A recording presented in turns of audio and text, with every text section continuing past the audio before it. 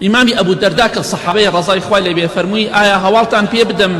بە ڕۆژی فەقیری و هەژاری خۆم؟ چی ڕۆژێک من هەژار و فەقیر و داماوم، ئەو ڕۆژەیە کە دام ئەگرنە خوارەوە بناو گۆڕەکەم، بناو گۆڕدا تەگرن، ئەو ڕۆژێکی زۆر قورس و گرانە. دەی کاکە بەردمێنە بان جەنازەکە لەسەر لای ڕاستمان دامان ئەنێن ئەم لایە بیرتان نەچێ، کاتێککە لەسەر لای ڕاستە خەوی شەو بیرت نەچێ، ڕۆژێک بڵێ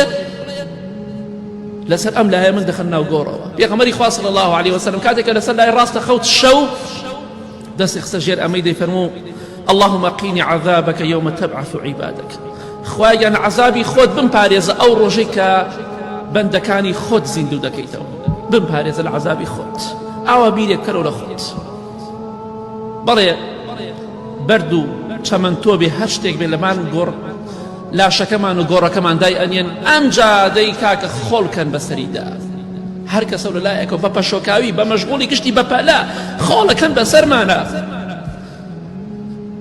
خۆڵەکەن بەسەرمانە، مەترێ زیاتر خۆڵەکەن بەسەرمانە، کە سوکارە خۆشەویستەکەمان دفنمانەگەنمان شارنەوە. ئەو ڕۆژێک لە پێش